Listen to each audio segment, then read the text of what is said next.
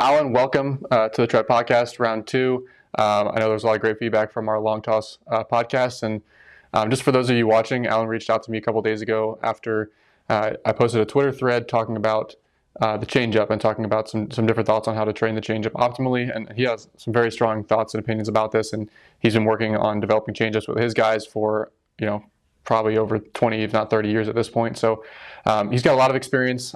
He really kind of opened my mind to a couple of different ways of viewing the changeup and gave me some ideas that I'm going to be incorporating with some of my guys as well. But that being said, we got some slightly differing opinions. We wanted to allow you guys to be able to listen to that and kind of learn some different perspectives on the topic. But I definitely, Alan, appreciate you and appreciate you kind of challenging my views, and I challenge your views, and it's great that we can kind of have these conversations both behind closed doors, but then both being willing to share these ideas with people as well. So appreciate you having you on. I guess first things first, right? Like giving the people a little bit of context to why you reached out in the first place. I posted a Twitter thread basically talking about the whole throwing changeups at 90 feet thing. That's something that I did myself in college. Our whole staff did for a couple of years in college. And my basic point was the very best changeups in the big leagues, the very best changeups at the college level, minor league level. You can think of like Pedro Martinez's changeup, right? That's a pitch that starts at the belt and bounces just behind home plate. It's got such sharp late depth to it that if you were to tell Pedro Martinez to throw his changeup from 90 feet, that pitch is going to bounce at 65 feet, bounce at 70 feet. So what's he going to do to be able to get that pitch to 90 feet? Well, he's going to have to backspin it more. He's going to have to get more behind the pitch, and it's going to lose that nasty shape that he has. He's going to lose that crazy extension. And so my point was, hey, maybe the goal shouldn't be on these 90-foot changeups to try to hit our partner in the chest or try to throw a strike from 90 feet because we're just training a flat changeup. Maybe it should be, if we're going to do these 90-foot changeups, we should be trying to long hop our partner where we start it as a strike and we want to see it fade. We want to create shape. And so again, just challenging that kind of traditional changeup exercise where maybe it's not just about arm speed, but let's appreciate that shape has a big role to play in how a changeup actually performs. Again, so you reached out to me to kind of discuss, hey, maybe there are some times and instances where it might be worth throwing the changeup a little bit further for various reasons, and really talking and diving into the mental component of a changeup as well. So I definitely want to get into that, but maybe the first thing we could discuss is like what makes a good changeup in your opinion? What do the most elite changeups have in common? Yeah, well, number one, thank you for doing this, Ben, because one thing I love about the baseball community is I just love how open-minded people generally are. I like the fact that, as much as you have done and as well as established as you are, like you're constantly learning. I'm constantly learning. And so I just appreciate you doing this. And I'm really excited to talk about this because I just feel like, yes, the change has been around forever, but is it really one of those things that we truly talk about enough? I guess we can talk about that with a lot of things like the mental game and other things like that. So I'm excited to do this. To answer your question, which I know this is really opening the door to exactly where we're going to go as well, which is great. Number one for me is I'll use a quote we talked about earlier from one of my students back in the early 2000s, Josh Karp out of UCLA. Josh was maybe like the fifth pick in the draft, and I just loved watching him. He had one of the best fastballs I had seen to that point in my life. He had one of the best curveballs, and he had definitely one of the best changeups. And well, there's a reason he went fifth overall, right? And so I remember when he was in our camp, we did this pro camp for 8 weeks before spring training, and it was great. I got to know the guys really well, pick their brains too, watch them in their pens, and I guess I've just always been fascinated by the changeup, whether it's back to the Maddox Glavine days, obviously Trevor Hoffman. We had a guy here named Eric Gagne, even though it wasn't maybe a traditional changeup, it was more of a, what do they call it, the Falcon grip. But I guess for whatever reason, and then myself, I pitched till I was 45, and I threw relatively hard when I was younger, but I think as I got older in the game, I just loved the changeup. To me, it just felt like the ultimate equalizer. I felt like it was such an art form, the feeling of throwing a changeup where the hitter literally thinks you're throwing a fastball. And I hit also until I was 45. So being as a hitter, I experienced seeing a lot of pitching in my life, and I felt the same way. I always felt like a changeup, ironically, a changeup that doesn't move at all, assuming the guy has a four-seam fastball. But I always felt like that was the hardest pitch for me to hit. It was the hardest to detect. It was the most deceptive. And I'm talking about someone that's a four-seam guy that threw it with great four-seam intent. So back to Josh. Josh said to me, and I think this captures something that was either already inside of me or it's what snapped me. He said, "I think of my changeup as a fastball with a different grip."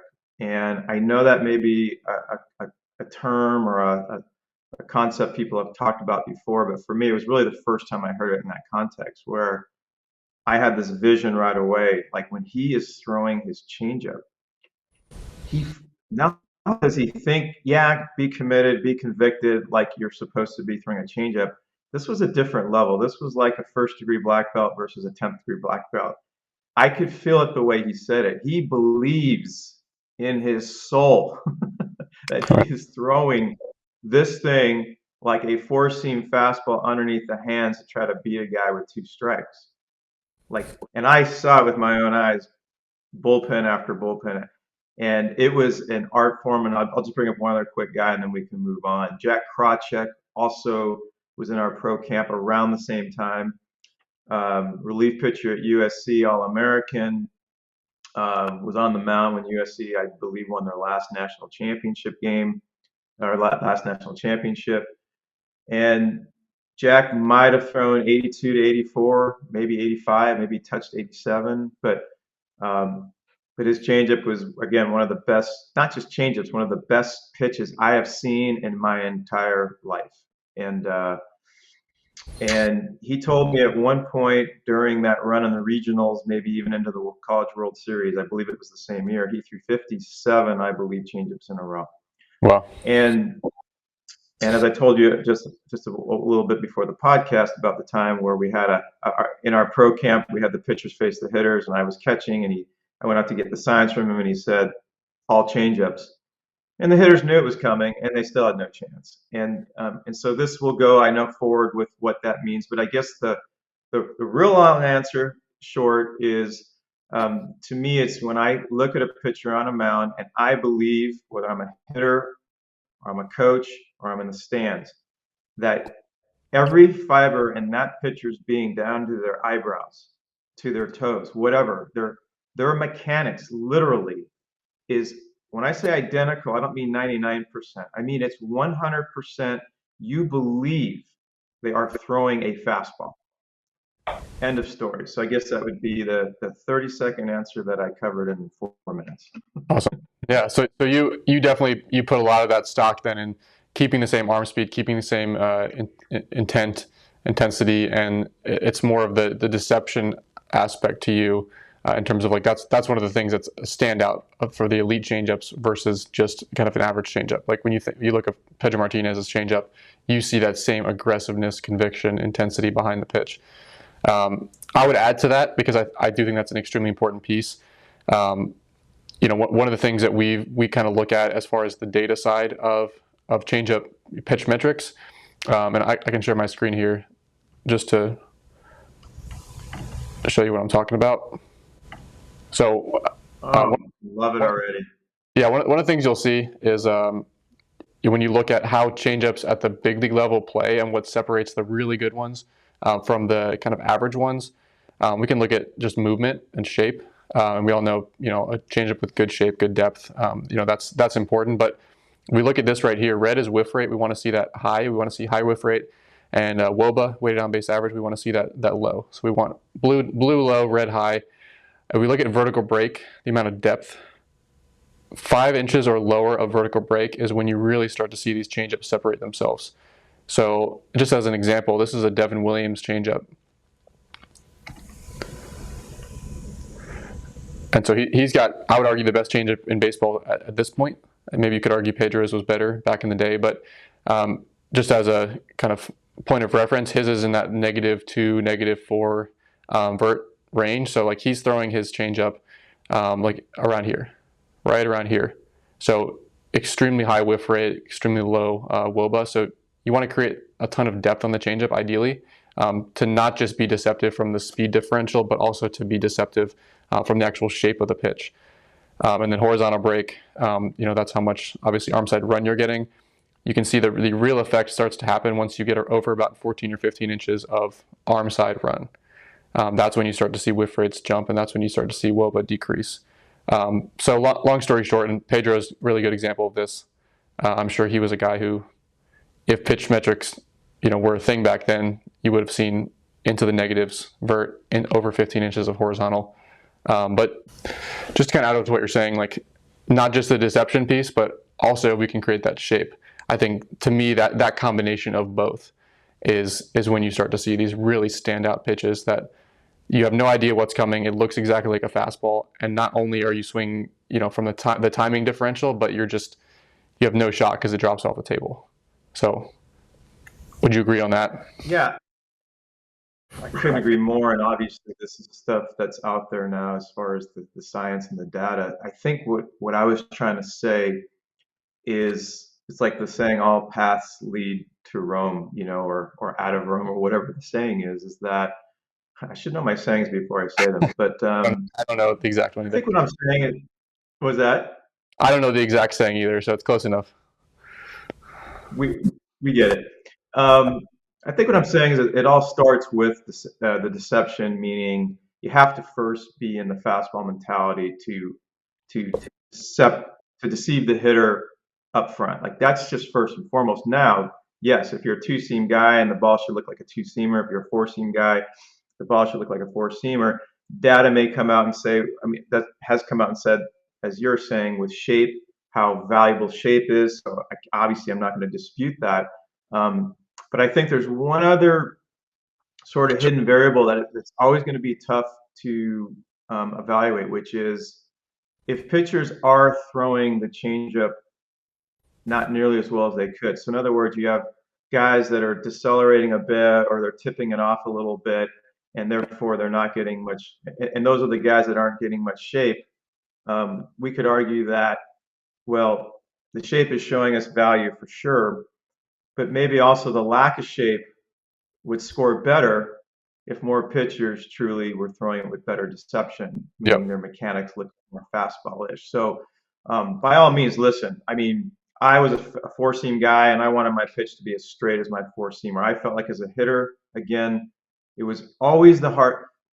I'd rather hit a 93 mile an hour splitter or something. I felt like um, the straight changeup was the hardest thing for my brain to process. Not to mention, it's the most unique pitch for my brain to see as a hitter. In other words, there aren't many straight changeups with guys throwing with full intent. It's like a unicorn. They don't. I mean, it shouldn't be a unicorn, but I feel like it is a unicorn, like a Trevor Hoffman. I'm sure his ball sunk. Don't. But my point is that to the brain, I think it's the hardest pitch to perceive if Mm. the pitcher is doing it right. Now, to your point, let's get the best of both worlds. Let's make sure we do A right.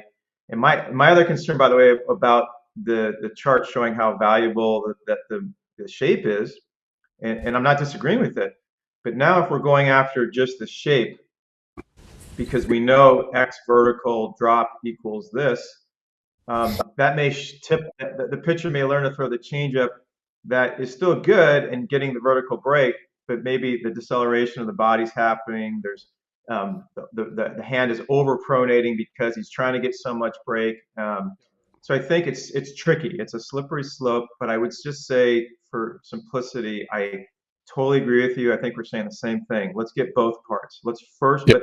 but I guess my point is let's first you have to get to this deception piece through Yep. having fastball mechanics and mentality. And I believe based on our, where we're going to go in this conversation that pitchers subconsciously don't realize that they haven't maybe figured that part out to that degree or mastered that piece. So it's almost like what you're saying is it's an order of operations problem, right? It's not that shape doesn't matter. It's that you can't, if you try to address shape before you've addressed conviction and intensity and aggressiveness and trust and feel in the changeup, until you get that down first, then you're kind of putting the cart before the horse. And it's that resonates with me in terms of what we've seen with training vertical break on the fastball. And we've had this conversation as well, where you can try to create those movement metrics artificially, or you can try to create them organically. Doing it in long toss, throwing the crap out of it, getting good extension, and throwing as hard as you can downhill, that creates that vertical break as a natural byproduct. Or you can just kind of cheat your elbow out front and try to dart throw it to get the spin metrics to show up on a Rapsodo or on a TrackMan. And so we're saying the same thing. We're saying, can you create it in an organic way with aggressive intensity versus trying to artificially create a shape? Yeah, and I'd love to see my number one principle, which goes back to really your first question. If I had a pitcher right now in flat ground and we were working on his changeup or the mound or whatever, um, independent of the shape of his pitch, really independent of everything. And not that I don't want to get that too, but I've seen in 30 plus years of doing this, pitchers, no matter how hard I've tried to tell them to truly cut loose, they know to be convicted. They know to finish. Um, but I've seen it over the years, time and time again. It is just hard for pitchers to do it because subconsciously they know the ball is going to go too hard. So they're trying to decel their arm, decel their body. A lot of this is subconscious to just make sure they take speed off the ball. They know if they cut loose on the ball, it's going to go too hard. So that's why I'm saying this first major door to get through. This to me, it's not a close second. As valuable as shape is and will prove out to be, and I don't want to diminish that at all. But I'll give you another analogy I think about a lot, which is what I've used this analogy before. As far as if I'm holding a runner, this is a funny analogy, but if I'm holding a runner on first, and let's say this runner's got happy feet and leads the league in stolen bases, I get the sign from my catcher, right? Fastball away, whatever that's called now. In the old days, it was called fastball away. It still is. Now, if my mind is consumed by the runner, I'm picking him off, I'm stepping off, I'm doing all sorts of things to disrupt him. I had a saying which is, okay, no matter what's going on over at first base, that's secondary. My primary is I better be in tune with my target and attacking it and my process on the mound. Like that has to be the whole ball of wax. Now, I have a secondary thing. Now, what happens a lot of times, as you know, in baseball, is pitchers, this becomes the primary holding the runner on, and they kind of get distracted and they're not so focused on going to the plate. So the simple analogy is that you just have to, no matter what the runner's doing over at first, when you know you're ready to go back to the plate, you got to get 100% committed back to the plate. And to me, that's the same analogy with the changeup. All these other things that happen afterward can be really helpful and beneficial. But if you don't figure out first what it means to be fully convicted with your changeup and throw it with full intensity, even though it may go too hard, and we'll talk about this, I know, later about how to slow the pitch down without decelerating the body. But I know we keep saying the same things, but I just feel like it is so important for people to understand that you've got to get A done before B.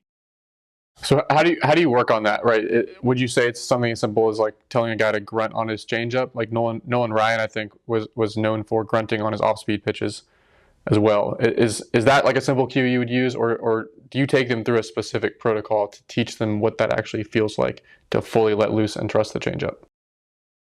Great question. It's a full process. So what I've learned is that even players at the professional level that are very advanced and experienced with what they're doing, if I tell them to throw a changeup with full conviction, I've learned it might be 1 out of 100, but 99% of the time, that changeup, they're going to throw it. I'm going to just use a number of 90 to 95%, which sounds good in theory. But that means somewhere between 5 to 10% of their body, their arm, their face, their shoulder, their leg, something changed. Of course, it's probably usually some kind of deceleration. And so what I'll say after the first one, and I'll actually go back to how I would do this on flat ground and kind of really build it up, but I'm just sort of going, I'm going to go to the front and then we'll reverse engineer. So then I'll say something like, that was really good. But I could definitely tell something slowed down. Do me a favor, and I want you to think about your best fastball, again, trying to beat someone under the hands on a forcing fastball. like with everything you got. Like, what does that look like? And they're like, okay. They do it again. It's 91 to 94% or 91 to 96%. I'm like, hey, it's a little better, but you're still decelling. You know, your arm dropped a little bit, your front side pulled out a little fast. And they don't get mad at me, but they get frustrated a little bit, and because I think they know deep down I'm right. And I'm like, look, trust me on this. The ball is gonna go too hard. I'm gonna give you peace of mind up front. You don't have to think about this. It's gonna go too hard if you do this drill right, but I want you to win the drill and forget about what the changeup is supposed to look like. And so then I'll get them competitive, which we all know with athletes is a good place to go. And I'll say, look, you will win. I will take you to dinner, whatever it is, or you take me to dinner on this next pitch. If you can say to me that this would have gone as far as your furthest throw and long toss, okay, or your best bolt in a game, you know, whatever that is, 93 under the hand, whatever is in your arm, if you can honestly tell me that after this pitch that you threw that with the 100% exact intent, posture, body language of a fastball down to your eyebrows, I go, you win. I don't care if it goes 95. I don't care if you throw your change of 95 right now. You win. And when I give it to them in that context, it changes the game because now they look at this like, oh, it's not about making my changeup go slow enough.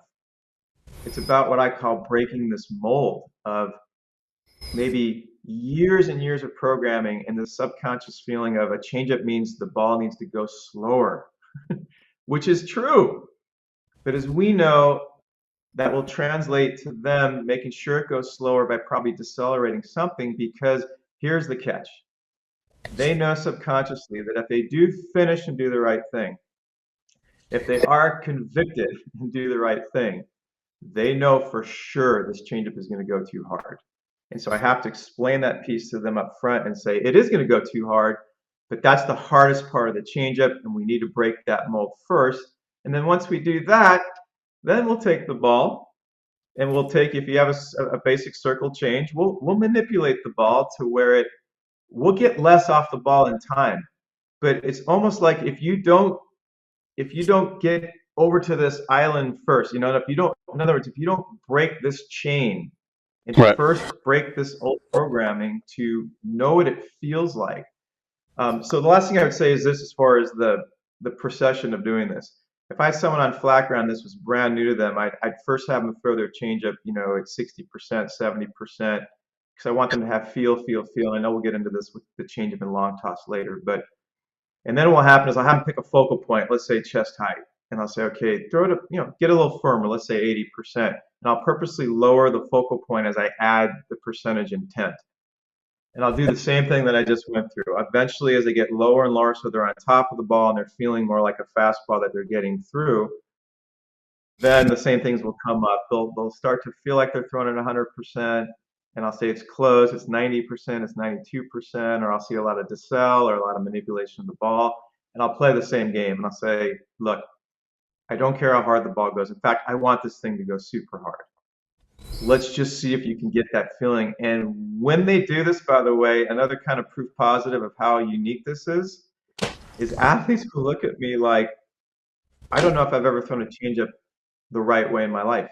Meaning, I just did what you said. I cut it loose. It felt a little insecure because I knew it was going to go too hard, but I did it to win the game. And once I did it, I felt my body fall into that flow of a fastball mechanic with fastball intent.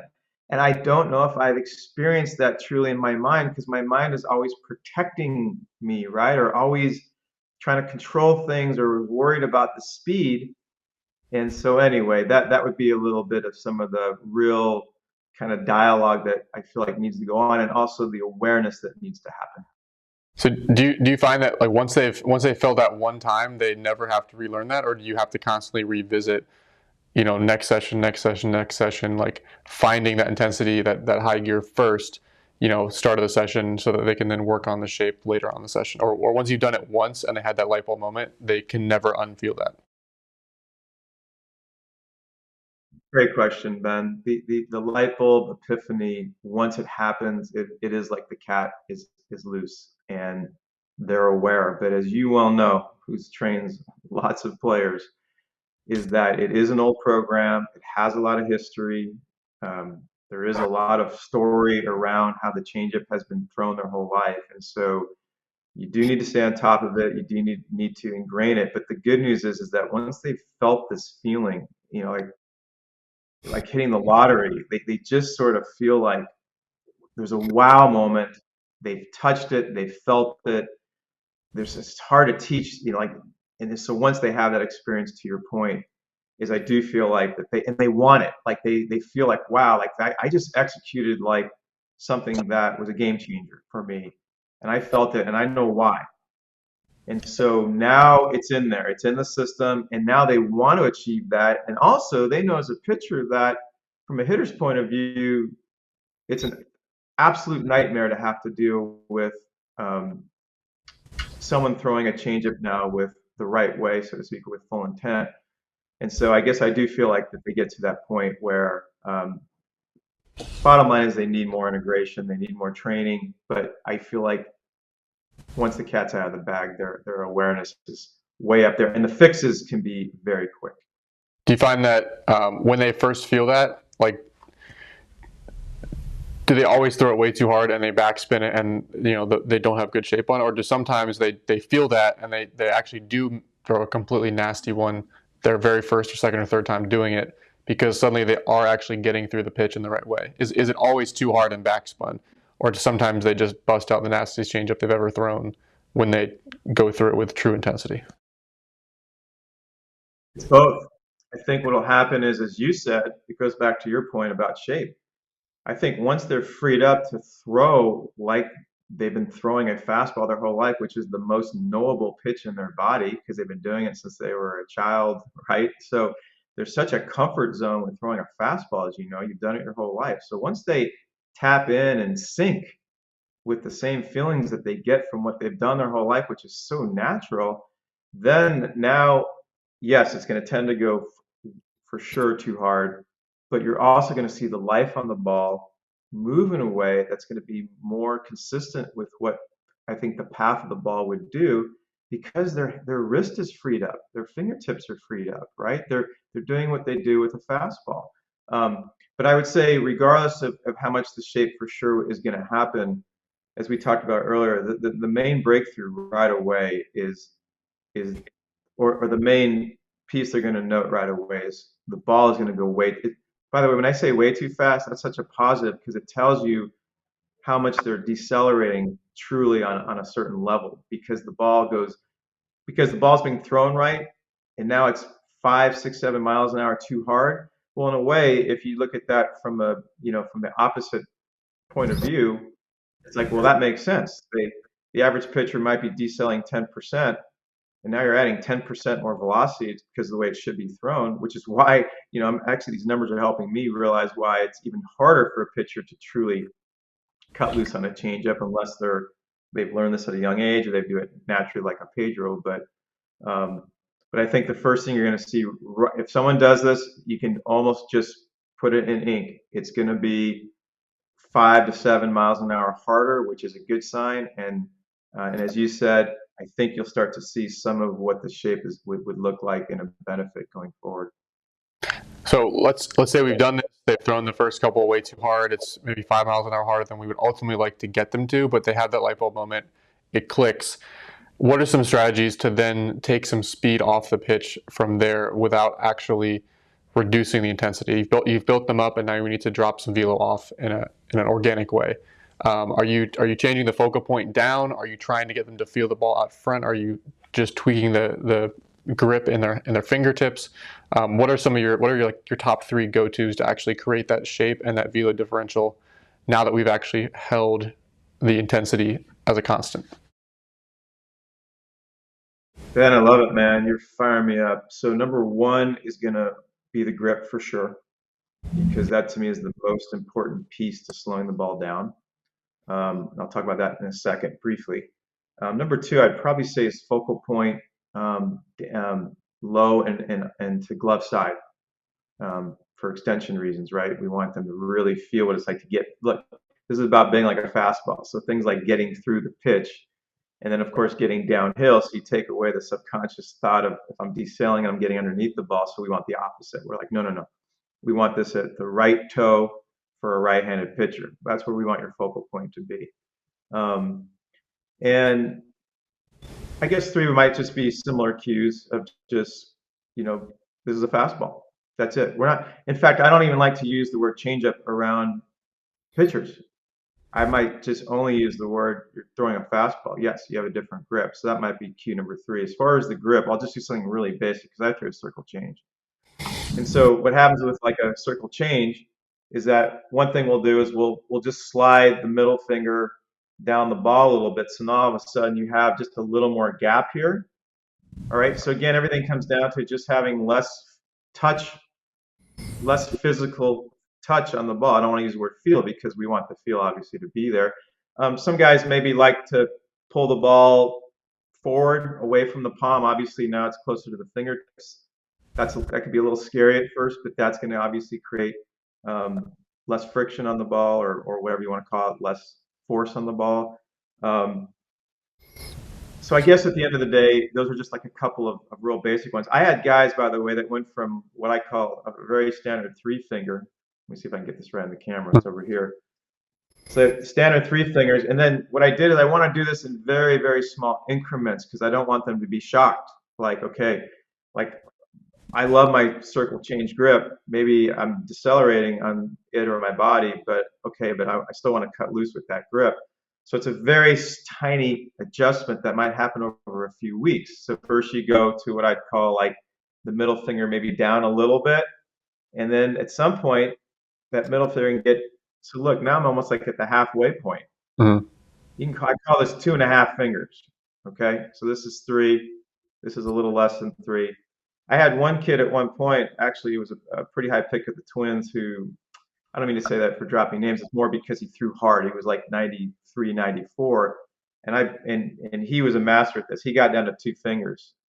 And he threw this thing as hard as he could to where I want to say it was maybe 78. He was like 92, 94. So, and I mean, it was awesome. And before I forget, that's one of the games we would play with our pitchers is how hard can you throw the ball with full intensity, like almost overkill, and how slow can you get the ball to go? Because then they had to figure out, because they can't do anything to their body anymore. They can't do anything to their head. We're 100. They can't do anything to their arm.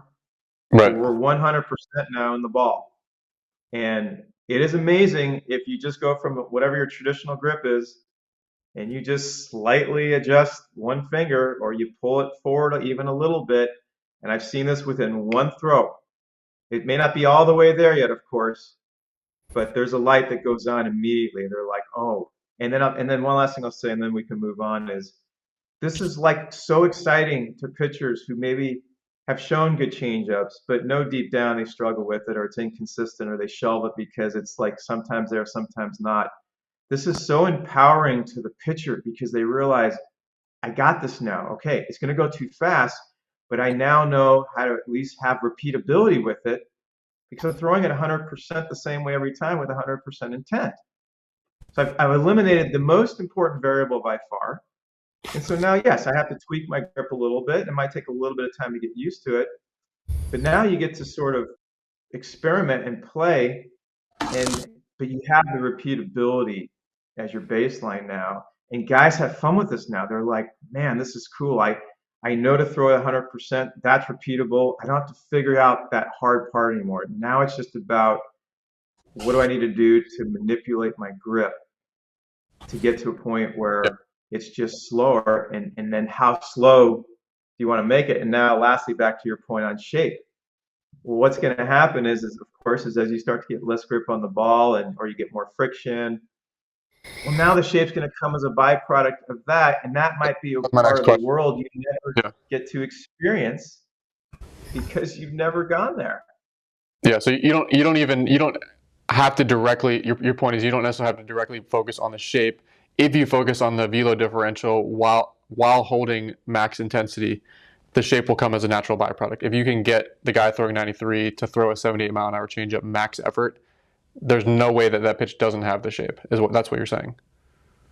So you million just percent. from the opposite end of the spectrum and in that order of operations and let the shape emerge as a byproduct versus like some coaches will say, I'm going to take a hockey puck and have guys like throw 100 a day at 10% effort just to feel the spin off their fingertips. And you would say, no, we need to go opposite direction, feel the aggression, now play that game where we try to take speed off. And in doing so, the shape will emerge as a byproduct. So I think it's just super interesting hearing the different perspective on that, but still getting to the exact same endpoint in terms of what we all agree a plus changeup should actually look like and play like.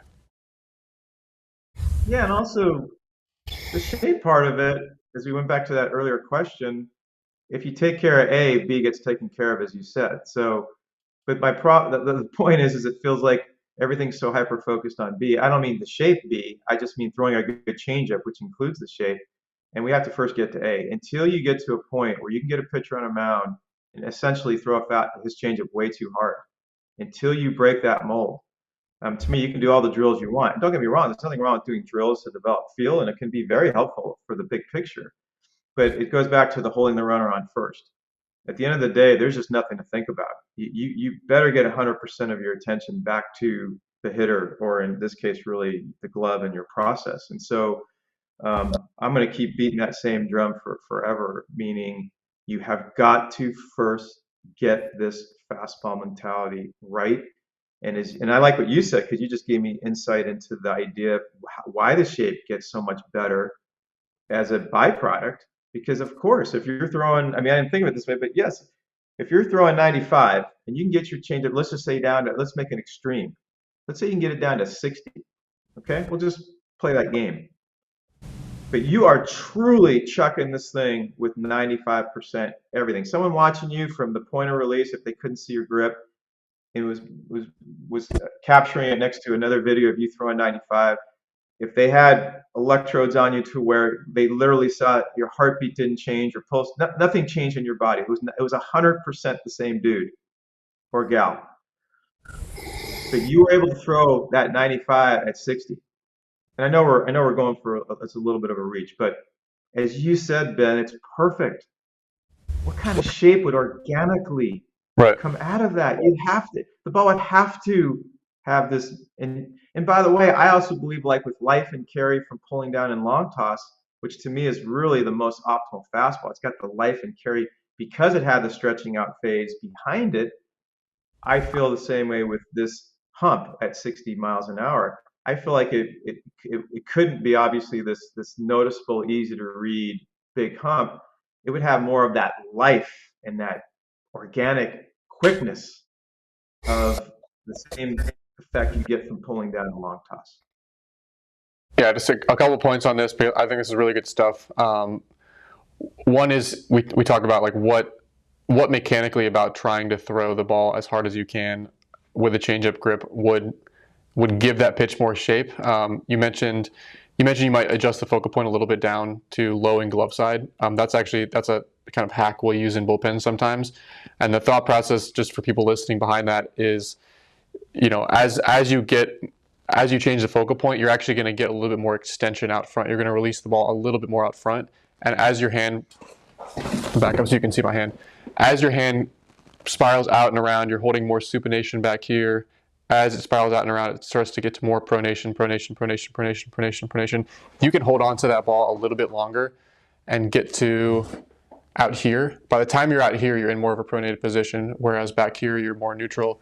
Back here, you're more in supination. So if we can hold on to it a little bit longer and change the focal point low and glove side, you're actually going to be releasing the ball naturally in more pronation without artificially trying to turn the pitch over. All you're doing is just changing the focal point, throwing it as hard as you can there, and your hand is naturally in a more pronated position by the time it gets along that kind of helical arc. So that's something that we've also like independently, realized, but just kind of hearing how we're coming to the exact same conclusions about that. So that's the first thing. And the other thing you mentioned, just being comfortable with the consistency of the pitch once they feel it at max effort. That gets me thinking about, we've been saying the same thing about fastballs for a long time with our guys, where some pitchers have the feel to be able to like back off a pitch on 3-0 and like get aggressive on 3-2 or 0-2, and They can throw 100% fastball, they can throw 80% fastball, they can throw a BP fastball. A lot of guys don't have the feel to do that. And so if you can just get them to have one gear where like everything is game speed, you get them in a game, everything's game speed, it suddenly makes it a lot easier for them to command their fastball because they're not trying to like place the ball once they get behind in the count and then be aggressive once they're ahead in the count. It's just everything is the same game speed fastball.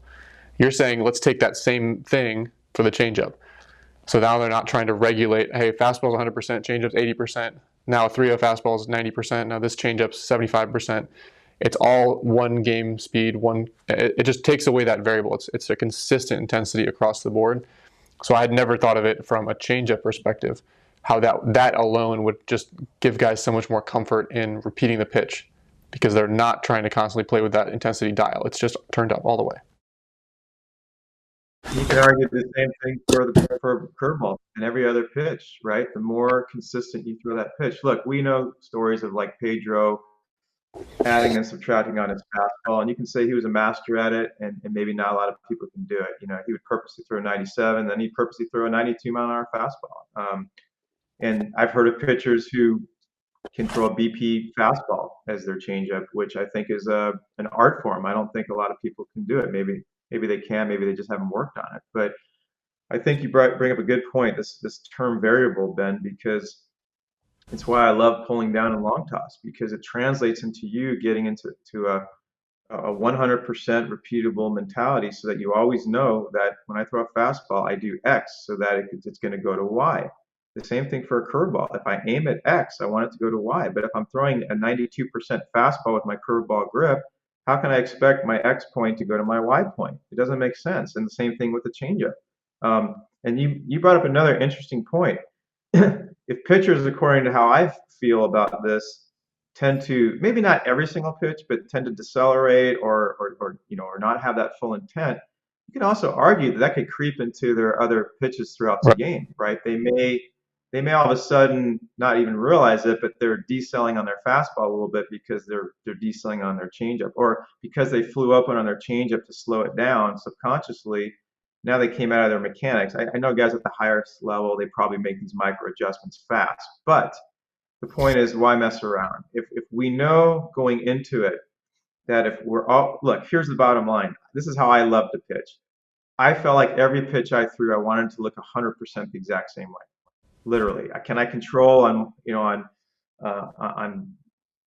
video if someone could actually see my grip of my hand, or was my arm slot maybe down a tiny bit on my changeup versus my fastball? I don't know, but I wanted them at least mentally, visually, and energetically. I wanted them to believe here comes his best fastball on every one of my pitches, because number one, I know it was, well, number one for me, it's how I felt like I was going to be the most repeatable throughout the game. And number two, a very close number two, is I knew that this was going to be very deceptive for them the closer I stayed at 100% on all my pitches. So I think that your idea of the variability piece is massive. Awesome. So let's kind of go back to the original topic, which is kind of the tweet, as far as like how do we truly train this? Then we've talked about how there should be some sort of kind of aggressive, pull down phase, or just throwing it as hard as you possibly can downhill. First off, what do you think about the whole like throwing changeups at 90 feet thing, like that, the scenario I described there? And then also, you've described how I'd sometimes have guys long toss the changeup. So is that max distance long toss? Is that 120? Is that 150? Is that max arc? Is that just on a line at 150? What are some other ways to gain some feel of the changeup? And how do you see that kind of incorporating into this broader changeup training plan? Because we've kind of described this like final step, or actually I guess it's the first step, but ultimately what we're trying to get to, which is getting downhill extension, a little bit of pronation, and being able to finish the pitch with the same arm speed.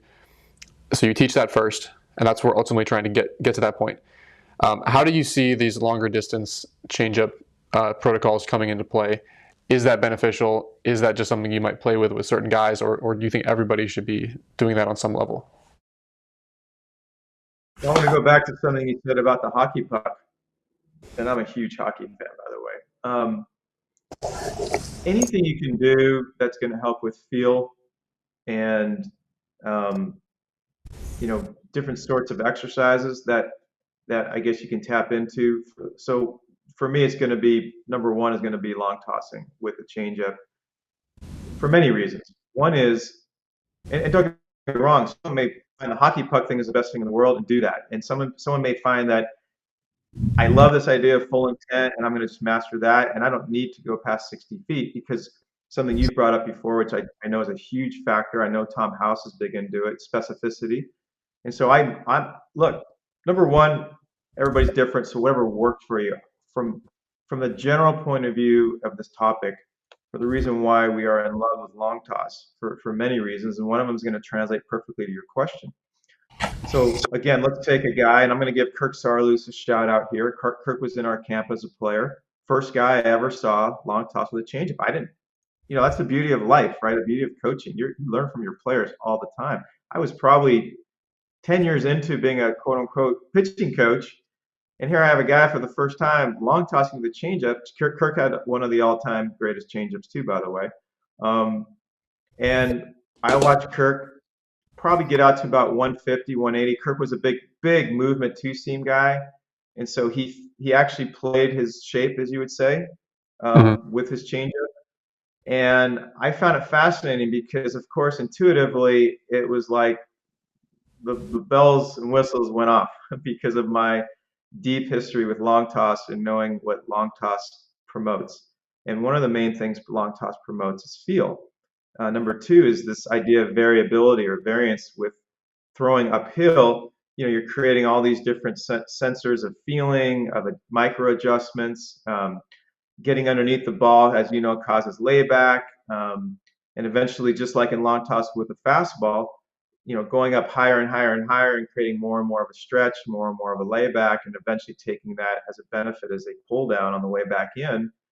To me, I love the concept of the changeup for the same reason, where the specificity world may say, just like in long toss, there was years where people were like, don't throw the ball anything but on the line because you're going to change the release point at X, Y, and Z. And now I'd like to think the community is really more interested in this idea of the variance of going uphill, the range of motion, stretching out, but also how it creates feel and athleticism and then explosiveness downhill, which you just lose so much of always from the bottom line. And so this is a perfect metaphor for the changeup. I would want a guy, even though he might be very comfortable kind of always throwing it this way, but in a way it feels like throwing the ball on a line. It's very robotic. There could be tension. It could be very left brain. I want him to get, even if it's coming out of his mechanics, I want him to first get this sort of feeling of gradually throwing it uphill, uphill, uphill, uphill, uphill, whether that's 90 feet or 200 feet. I once saw somebody throw a change of 300 feet, whatever it is, just go with the feel, get underneath the ball, because as you know, we're going to correct it on the way back down when we pull down. So that would be, to me, drill number one is just to start getting a player, and maybe you only go from 60 feet to 80 feet the first day. But the idea is that you want to get that player to start to feel these different nuances of this range of motion, of the hand working, of the fingers in different positions. Feel, feel, feel, feel, feel. And so we'll take that ball uphill, and eventually we'll start to bring it back downhill. And now I feel like you get the best of both worlds. You get this sort of feeling in the hand and the wrist and the fingers, being relaxed and loose. And then you get to have the feeling of what it means to now, with freedom, be downhill and explosive, which now goes into the end drill, which you had already mentioned, where we're going to finish, which is the pull downs and the lower focal points. And I just feel like again, you just open up this whole other world by going into this uphill long toss into this downhill pull down. And now we take that guy or gal into their position. And I also feel like they're way more in tune with what it means to be free and explosive, like a good four seam fastball on the mound, having done this same kind of routine they would do with their fastball to get their fastball in the most optimal shape from going uphill into downhill into their bullpen. Yeah. So when you told me that on the phone last week, I thought that was really interesting because you're still getting to the same endpoint, But it's like, what's the context for how you got to that point? You can just go straight into throwing your changeup hard downhill at 60 feet. But your argument, and again, we haven't been doing this with our players, so like you've been doing this for many, many years to be able to see the results there. The added proprioception, awareness, feel, as you call it, they're able to see what it's like to throw it two uphill, to like they're able to get all this extra feedback of, okay, maybe that's a bad one, that's a good one. That extra awareness of where the ball is on their fingertips. One thing I'm thinking of, just to bridge it to like strength and conditioning, is like if you're trying to find a guy's perfect squat stance, right? You have to go a little too wide. Oh, that doesn't feel quite right. Okay, come in a little bit too narrow. What does too narrow feel like? That doesn't feel quite right, to find out what truly is optimal. But if you just go in and say everyone has to squat, shoulder width, that might not actually be right for that specific guy. So I really like that idea of like, hey, can we use this non-specific phase to gain some awareness and some comfort and some feel of the ball in our hand and our release point and the arm speed and the stretching it out phase. Again, as long as you still get to that final product, which is the downhill with the intensity, with the aggression, with the shape. So hearing it from that perspective versus like, hey, let's just throw a bunch of like straight change ups at 200 feet. That made sense to me. And that's why I wanted to get on the podcast and have you explain that side of it, because that does start to bring it full circle and encapsulate that into like a well-rounded change-up development plan versus just saying like throw your change-ups far. There's a point and a rationale to it, and still shows how you get it to the end goal. And like you said with the squat analogy, Ben, and again, I'm going to bring it back to long toss. If someone knew they were going to go out and start a game today and throw 5, 6 innings, whatever it is, and you told them, I want you to go out to flat ground, and I only want you to go out to 60 feet, and I want you to throw everything on the line. Well, first of all, it kind of hurts my arm thinking that I'm not going to get some freedom and relaxation in it by throwing with some arc, right? Even a little bit of arc. And as you said, you stay in that very narrow place. It's almost like it's just the opposite to me of freedom and athleticism. It's like you're staying in a very rigid, tense world, a very linear world. And again, someone may say, yeah, but you're going to at least, repeat over and over and over again, like dart throwing, so you're going to get really good at that skill. I get the specificity argument, and I'm not saying there isn't value to that. But as you said, there's this massive step first, right? It's probably why runners go, train uphill and downhill, right? You just, in life, we want color, right? We don't want to stay in this one like very specific world. It's almost like there's a great Zen analogy from Alan Watts. It's like trying to you want the perfect temperature in the room at 70 degrees. So you put it at 70. So the on switch is 70 and the off switch is 70. And what it does is it rattles the machine, which is similar to what he calls like anxiety, right? It's too tense. It's too perfect, maybe. I don't know. Maybe that's not a great metaphor. Maybe some people will appreciate that. But I look back to long toss. There's a reason why guys like to go 35, 40 degrees uphill as far as 350 feet or more, and then bring that back downhill. There's something about opening up the athlete, freedom, proprioception, as you said. And I also believe your best mechanics come out of that athletic freedom of movement. So in a way, I believe your best changeups similarly will come as a result of you doing this freedom expression, right? This gradual range of motion up into this gradual range of motion down. I actually believe it'll be more accurate than someone. I guess if you got on a mound for the rest of your life, your arm may not last very long. But if you threw 60 feet 6 inches off a mound with 100% intent, I don't know how long your arm's going to survive it, but I guess you could argue that from a specificity point of view, you might repeat the best. I guess I would still talk. I'm going to go back to what I said earlier. I think at the end of the day, there is just so much to gain from this variability, this feel, this proprioception, and as a tweet I've put out there before, we actually want our pitchers, so to speak, to come out of their mechanics in long toss because number one, we want to get the athlete out of them. We want to get the innate movement patterns out of them. We want to get the freedom out of them. We want their minds to be free. And then when they come back in and start pulling down, then we'll put that athlete back into that pitcher and we can work on specificity as well. But let's get the best of both worlds. Let's first free up the athlete, right, and all the other benefits that come from that. And then let's put that into the pitcher. And I feel like the long tossing with the changeup metaphorically is the same idea. So let's get into. I just have one like kind of nitty gritty question about how you long toss with a changeup, because that's not something that I've ever been exposed to or done myself, and certainly I'm open to messing with that. You mentioned how this one particular pitcher, he would kind of offset his focal point. So if he was long tossing with the two seam, or I don't know if he did this with the changeup too, but he knew it was going to run 20, 30, 40 feet arm side, and so you mentioned he would basically throw it off to the side and let it run so that he hit his partner. But he wasn't trying to throw it at his partner and letting it run. He was intentionally throwing it off to the side to account for that. And so your point on our phone call was he was able to get the best of both worlds.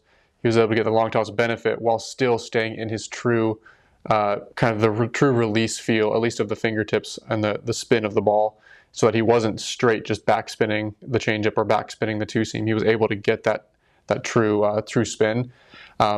Is that something that you cue or coach, or is that something that you kind of let the player figure out on their own?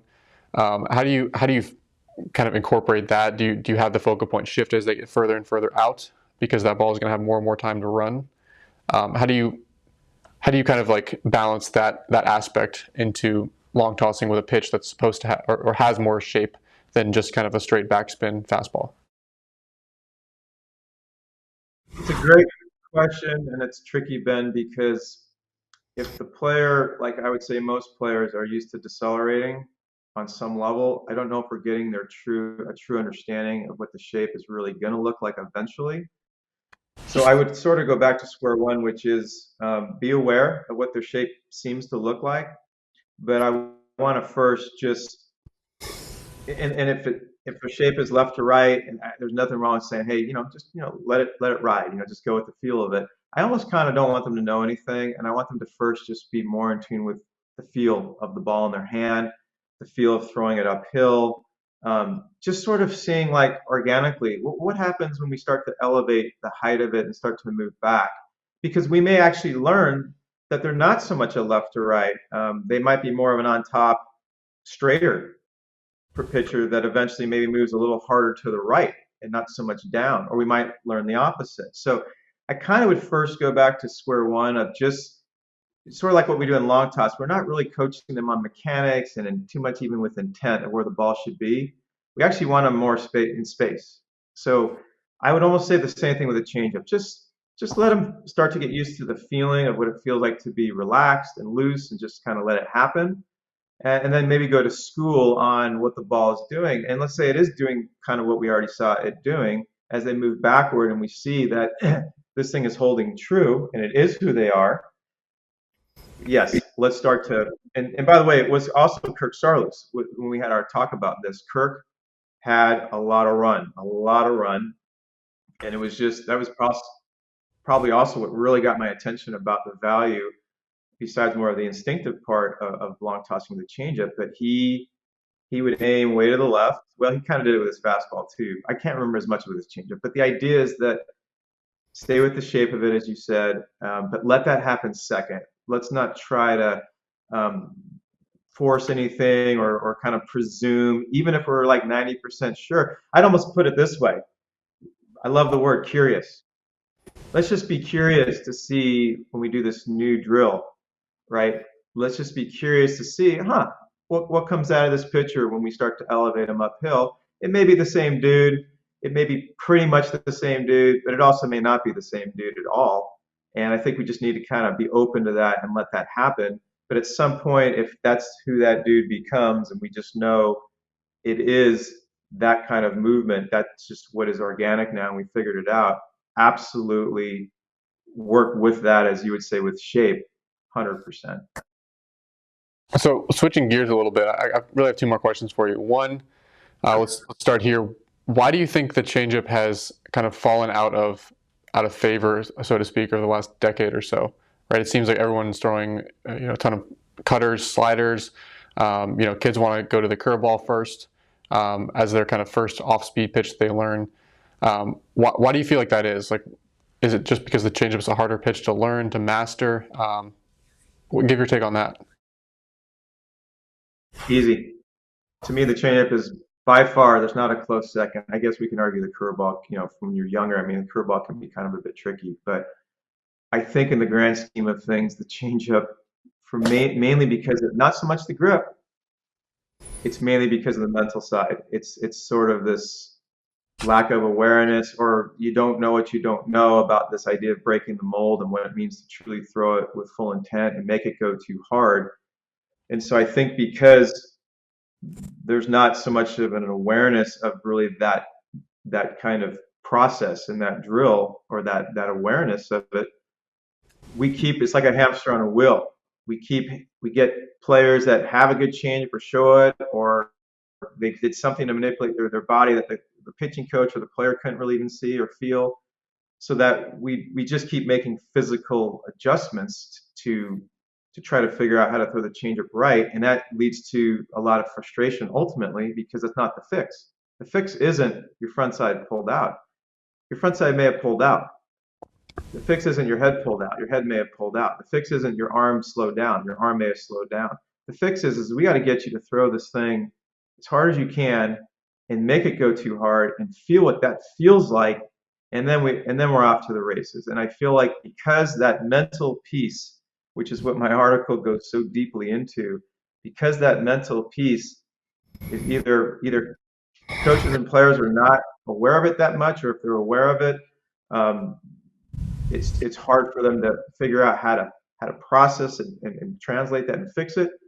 But whatever it is, I feel like that it's the hardest pitch to master by far, because of the mental piece to it, not the physical piece to it. Awesome. So actually, before we conclude, I really want to hear about your infinite changeup theory. You touched on the article. First time I've ever heard that those words in the same sentence. You talked about the one guy who threw 57 changeups in a row. What is the infinite changeup theory? Dan, you almost think I paid you extra money for you to end on that note, because what you're going to do is you're going to push me. If I haven't already gone into the mental side of changeup, of course, you're going to push me even deeper. The infinite changeup theory, which is in the article, which I actually really enjoyed writing about, that is straight back to the mental game. If you think about the average hitter growing up, from the time they were able to start deciphering what a changeup was, my theory is that 90%, if not more, of pitchers don't throw a fastball, don't throw a changeup with full intent. I'm talking about the major league level. I'm talking about the highest levels, all the way up. Now, can we cherry pick and find a handful of guys that absolutely do it and are locked in, and no doubt. But I'm saying, like, high school, college, the minor leagues, which isn't it curious why every single pitcher in baseball, starter and reliever, should have at least a really good changeup. It's not right. These are the most advanced pitchers in the world. So that's just a question for someone to ask themselves. Which goes back to your earlier question, why it's such a hard pitch to learn, because it's more mental. So if hitters grow up their whole life and all they do is, let's call it, we'll give it some credit, 10% of pitchers do throw it with good fastball mentality.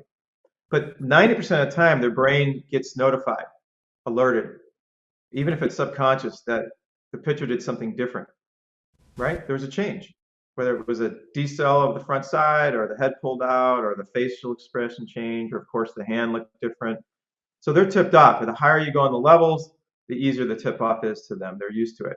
So you can say hitters have seen a million pitches at some point in their life, and very rarely has the brain measured what it looks like to see a real high intent Trevor Hoffman, Pedro Martinez changeup.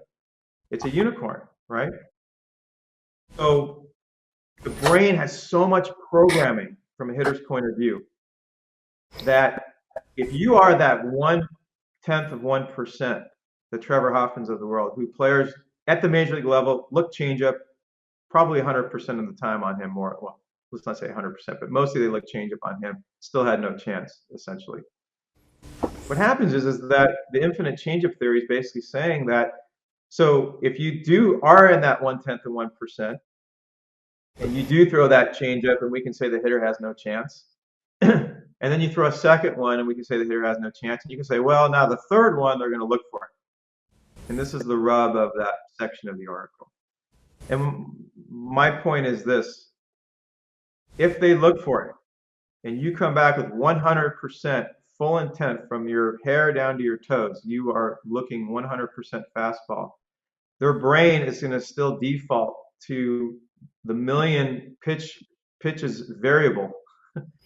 That's the groove in their muscle memory. That's what they know. And when you don't tip it off at that last moment of truth, their brain is going to say, here comes a fastball. Because they've seen out of 1,100,000 pitches in their life, 1,000,000 of them have been decelled, or they've been tipped off subconsciously in their brain. You're So saying the 10 out of the, sorry? you're saying this. You're essentially having a competition with this subconscious part of the hitter's brain. The hitter might actively think before the pitch actually comes, I'm going to adjust for the changeup.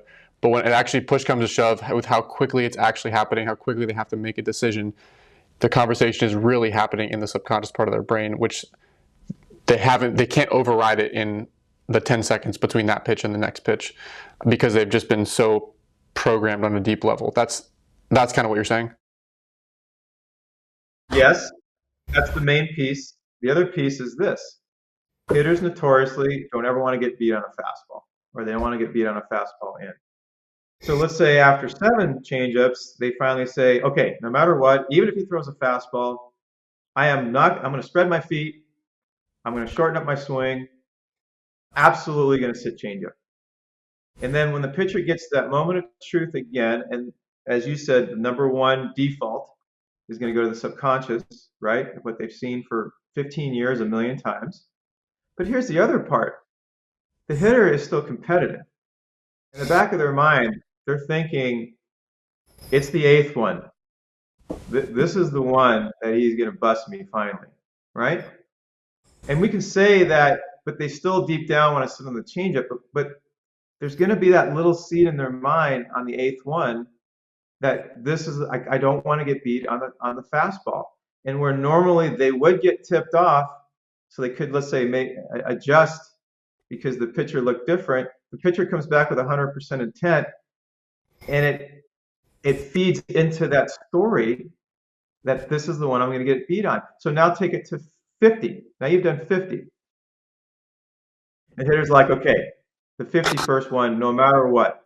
Like, Right. I'm not going to think he's going to beat me with a fastball. And I'm not saying hitters at the higher levels won't be able to make this adjustment. Obviously, it's a bit facetious. But my point is the brain, as you said, has been the pathways are so grooved to know a changeup is coming, because it's so rare to see a pitcher not tip them off. And that is the takeaway. That is the end game. And to me, that's why Jack Krawczyk, when we had our pro camp, and he said to me, all changeups, the hitters behind me that were waiting to get in the cage knew Jack well, and they knew at some point all he's doing is throwing a changeup, and it was comical. It was still hard for them, and I keep coming back to the Trevor Hoffman analogy. I got to believe the last 8 to 10 years of Trevor Hoffman's career, when he was down to 85 to 88 or whenever that started, I got to believe that hitters at least 80%, will give him a little bit of like, they need to sit on a fastball at this point, or maybe he's going to throw his curveball at this point. I'm just throwing a general number out. 80% of the hitters at some point, or 80% of the time on Trevor, were looking changeup. And I watched Trevor in just awe. And I watched the game in just awe, the interplay of the pitcher and the hitter.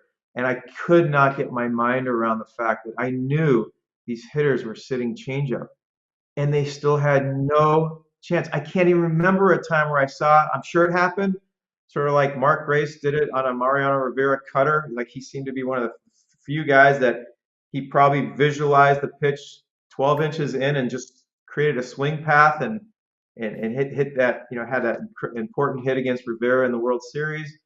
But I can't think of a time when I saw a hitter who looked like he just let it travel perfectly and then was on time perfectly and hit it on the screws perfectly. I'm sure it happened.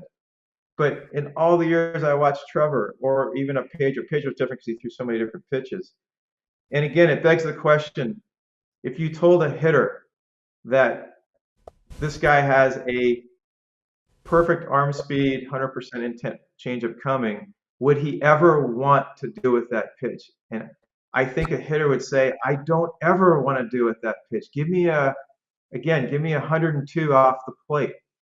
I don't ever see, look, I don't ever see that pitch. And Trevor, I guess, maybe symbolically is perfect for this whole conversation because he's proof positive to me. Someone can say, well, he had the best changeup ever or one of the best ever. And I'm not disputing he didn't. But are you telling me that the major league hitters at the highest level who have seen a million pitches in their life and have schemed plate appearances their life and have watched video and know they're going to get a changeup time after time, are you telling me that they couldn't figure out, like psychologically or strategically, how to sit on a changeup? Of course they could. That's the theory behind why that infinite changeup theory. And if I guess I'll end on this point. Start watching, and I don't mean you, but I mean anybody listening to this podcast. And I'd invite anybody that starts watching baseball. Now, it can't be on a pitcher that's throwing a 93% changeup the right way. But you look at some of these better pitchers out there. I know like an Ian Anderson has got a great changeup. Scherzer's got a great changeup. The guy you mentioned with the Brewers has a. You tell me the next time you see someone who is absolutely sat back, grounded, no energy coming out of his body, calm and loose, ball getting to the right hitting spot, and then he releases all his energy on it like a 95-mile-an-hour fastball being on time. And just tell me, I'd love to talk to Ninja about this, start posting if he sees so much of it. And my point is, I've watched a million games in my life. I'm sure you have too. And I look for this. I just, it's like, it's a unicorn. I never see it. Why? That's the question. Why? Why does that not happen? Yeah, So let me throw it back to you. So I'll throw it back to you to end. Why do you think we don't ever see it? Or rarely? I just think there's such a deception component with the changeup, at least with a good one. If you can create the exact same look to the pitch and have some shape to it, it's such a difficult pitch to hit, right? It's the difference between like hitting a sinker might be difficult because all you're dealing with is that shape. But hitting a good changeup, you're dealing with the difficulty of hitting a sinker's shape, but you're also dealing with the velo differential aspect too. So there's a timing aspect and there's just like that's nasty movement aspect. So it's almost like a double whammy to that pitch. And I agree, but I would still say enough players, and I mean, with all the data out there now and all the analytics and all the video, enough players. I'm sorry, what was the name of the Brewers pitcher that you started out with tonight? Williams. Sorry? Devin Williams. So you take Devin as an example. The word's out on Devin, right? People are scouring the video on him. And again, he has other threats, so I'm not saying they can sit on the changeup like they could with Trevor. But we could also argue, even though it's the double threat of velocity and shape, you would still think at that level, at the major league level, the minor league level, the Division One, any Division One, Two, Three, any of the college levels that NIA, that there would be adjustments. I mean, look, we know in life, like in sports, it's a game of adjustments, and people make adjustments all the time, and they get better. That's why they always say the third time through the lineup, or or the first year of a rookie pitcher, and or the first time through the league, they're going to adjust. And I guess to me, the infinite changeup theory is sort of like, come on, we've got millions of pitches being thrown for the last 100 years, or let's say in the last 20 years, and you're telling me that major league hitters with major league hitting coaches, with major league video, with major league analytics, and we're not making a better adjustment? And I'm agreeing. I'm saying there's a reason why. It's what you said. It's deception. its shape, but I'm saying it's more to that. It's so deeply ingrained in the Hmm. mental side of things. And that to me is why maybe this is a good way to end this. If you can get to this point as a pitcher, a pitching coach, a parent, a scout, if you can get to a point where you can take a pitcher and just assume that they may have never ever broken that threshold of throwing a changeup, not what they think is fastball mentality, but is real 100% Bruce Lee 10th degree black belt with foam coming out of the mouth, and make it go too hard. Or maybe they do it the first time and they do it right and they realize they don't need to throw it slower. But I'm saying, based on my experience, 90% or more of the pitches, if they do that drill right, it is going to go noticeably faster, which normally would scare them, except now they know why they're doing the drill. And that's the piece that is the biggest piece to me that is missing on this idea of the changeup. And it's also why it is the hardest pitch by far to throw. It's not because it's physical. Awesome, Alan. Let's end it on that. I think it's super valuable advice. Um, Definitely an art form to master the changeup. I know it's a pitch I always personally really struggled to learn and to perfect, and I think this would have been extremely helpful for me, 10 years ago to have that kind of insight into um, all the different ways to actually master the pitch, starting with the mental side, because that's frankly I never heard that type of explanation. It was just throw it like your fastball, and it ended right there. So I think there's a huge difference in terms of what you're describing and what the average pitcher gets told at every single level of the game when the changeup gets brought up. So hopefully people got something out of this. I know I really appreciate you being on and sharing your perspective. And um, I'd love to continue this conversation with people in the comments on Twitter and just hear different perspectives. So um, again, thank you, and we'll do this again sometime. Ben, again, as I said earlier, man, I appreciate, first of all, I appreciate you as a person, and I really enjoy our conversations anyway. But to do this together and your passion for just always growing, improving, and you brought up so many good points, and I'm just glad we could do this because at the end of the day, what do we both do this for? We love sharing and helping, and also like you, I would love feedback. Like I'm a feedback person, input. I just would love when people listen to this and watch this. It'd be great to get their comments, and maybe people have done more of these drills that I think of and I think have been done. And but as you said, it would be really cool because we didn't talk about this at the beginning, but it's such a beautiful pitch, and it's a shame that people maybe put it away at a young age or go away from it because it's just too hard to throw in some ways. And hopefully this reopens the door, as you said, Right. to where the changeup now all of a sudden is just this cool pitch and there's more of an understanding behind it. Awesome, Alan. Well, I'll let you go, but thanks again for doing this. Thanks again for having me on, brother.